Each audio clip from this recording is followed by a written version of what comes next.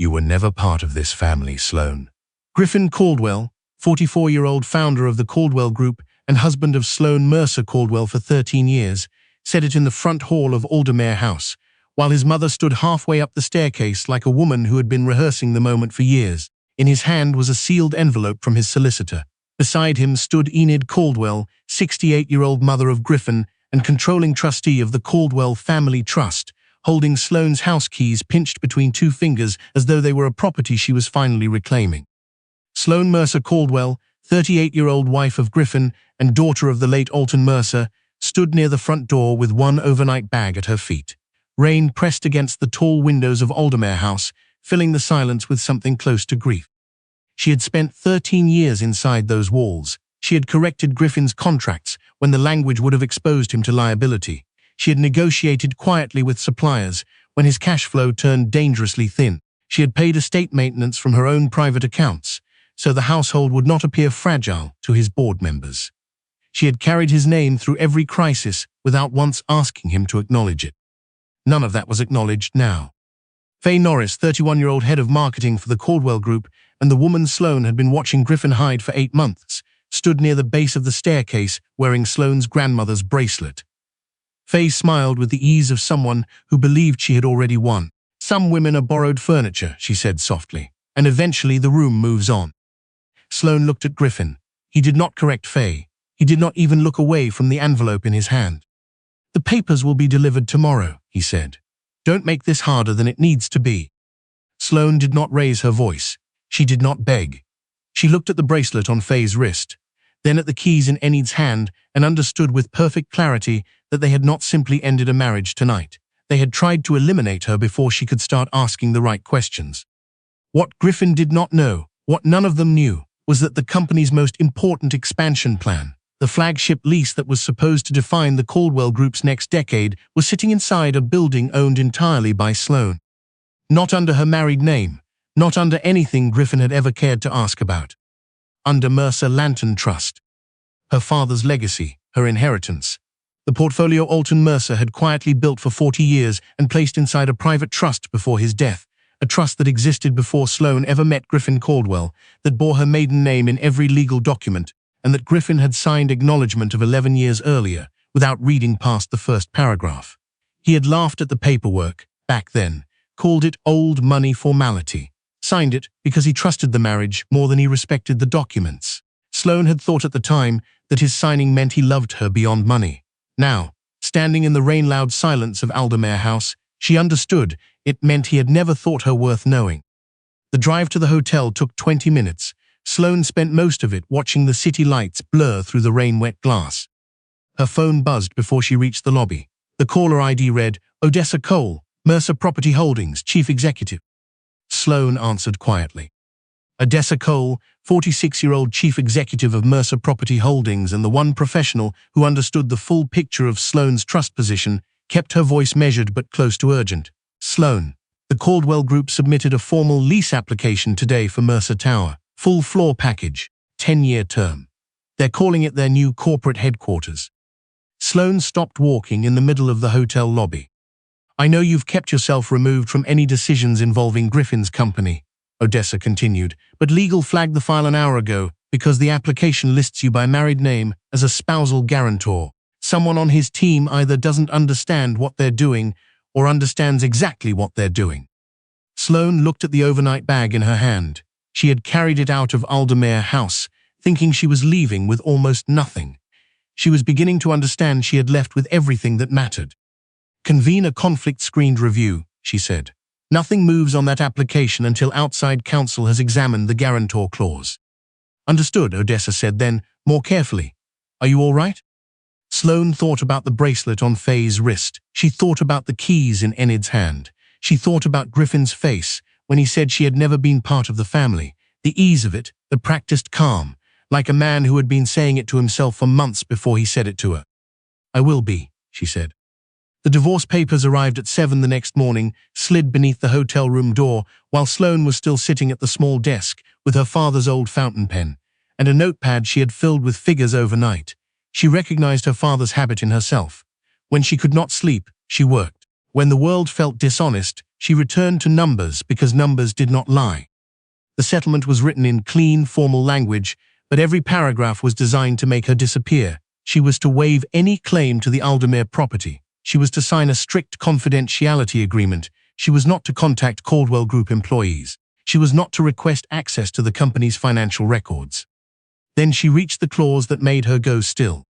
Wife acknowledges that she holds no direct or indirect interest in any property, facility, or commercial real estate asset connected to the business operations or lease obligations of the Caldwell Group, and waives all right to request, review, or challenge matters related to such obligations. Sloane read it twice, then a third time. They knew, or they suspected. Either way, that sentence was not standard language. Someone had placed it there deliberately, and the only reason to place it there was fear. She called Nessa Birch before 8 o'clock. Nessa Birch, 51-year-old family law and civil litigation solicitor, and the woman Sloane's father had once described as the only person he would trust to read a contract he had written himself, arrived within the hour. She wore a charcoal coat and carried a leather portfolio that looked as though it had seen more courtrooms than most lawyers, twice her age. She did not ask Sloane how she was feeling. That would have been too small a question for what had happened. Instead, she sat at the desk, read the settlement from first page to last, and placed one finger on the property clause. "This is not a divorce agreement," Nessa said. "This is a preemptive erasure. They want me to disappear before they sign a lease on a building I own," Sloane said. Nessa looked up slowly. "Then we read everything." Sloane explained what Griffin had never understood. Mercer Lantern Trust had been created by her father during the final years of his life, after a business partner had tried to claim assets he had no right to. Alton had moved the core portfolio, 12 commercial properties across the province, including Mercer Tower, into a private trust structured so that only Sloane's maiden name appeared in the official records. When she married Griffin, her lawyers had disclosed the trust in the premarital schedule. Griffin had initialed the page without reading it. He had been 32 and certain of his own future, and he had regarded old family trust documentation the way ambitious men often regarded their wives' histories, with polite indifference. Nessa listened to all of it without interrupting.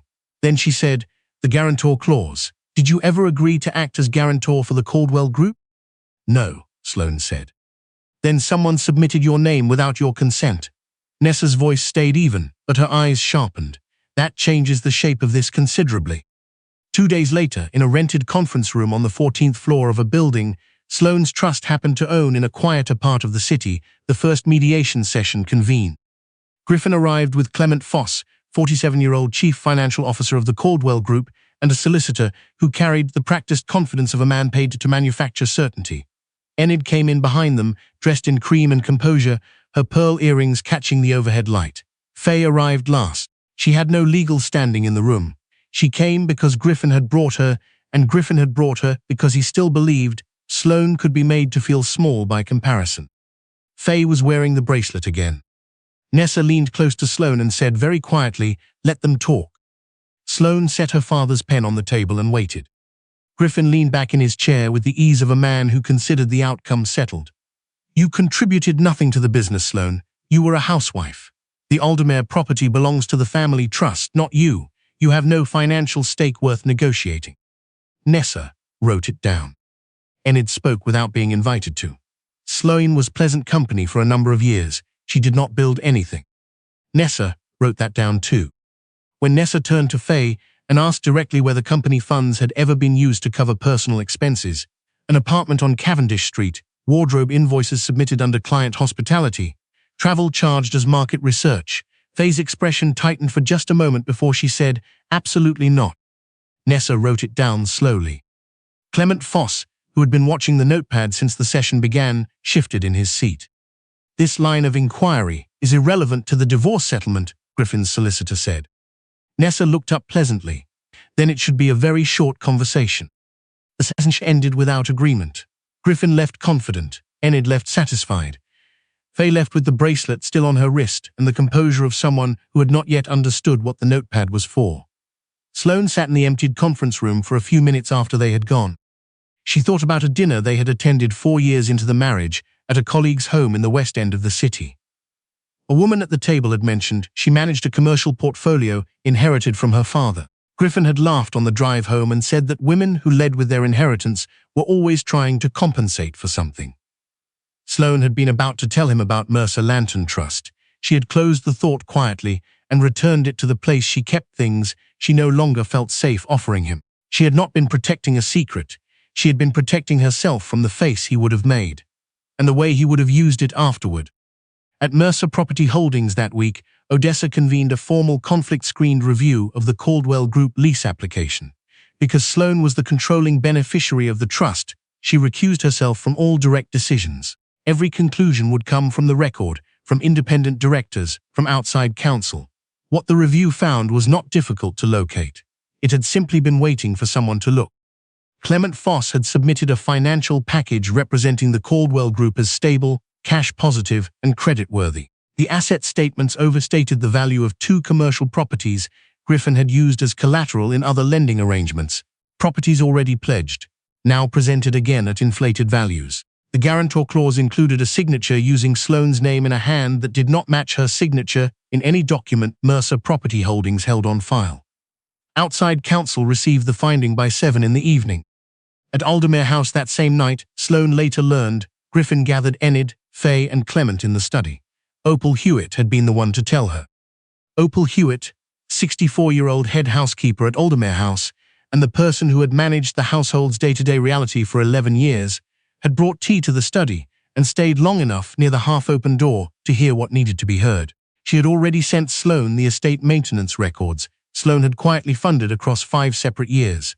She had sent photographs of receipts coded as client hospitality invoices in reality for Faye's apartment furnishings and wardrobe. She had sent everything she had because Opal Hewitt was, at her core, a woman who understood the difference between a household being managed and a household being used. In the study, Enid told Griffin that if Sloane had not signed the settlement before the lease signing, they needed to move forward regardless. Griffin's solicitor suggested that Sloane would have no standing to challenge the application because the trust records were not publicly associated with her married name. Clement said very little. Faye said Sloane was too passive to cause real trouble. None of them mentioned that the signing meeting had been scheduled at Mercer Tower itself, in the tower's executive boardroom, because the leasing office preferred to conduct large commercial signings on site. The morning of the signing, Griffin arrived 15 minutes early in a dark suit and shook hands with the property management representatives with the easy warmth of a man who had already rehearsed the photographs. He seemed, to everyone in the room, like a man certain of his welcome. Then the boardroom door opened. Sloane walked in. Every Mercer Property Holdings representative stood. Odessa said clearly and for the record, "Good morning. This is Sloane Mercer, settler's representative of Mercer Lantern Trust, the beneficial owner of Mercer Property Holdings and this building." Griffin turned slowly. The color left his face before he spoke. Faye's hand, which had been resting lightly on his arm, fell away. Enid stared at Sloane with the expression of a woman who had just discovered the floor was not where she believed it to be. "What is this?" Griffin said. Sloane sat down across from him. She placed her father's pen on the table. She looked at Griffin with the calm of someone who had spent 13 years learning not to flinch. Outside counsel opened the first folder. The lease application was reviewed item by item.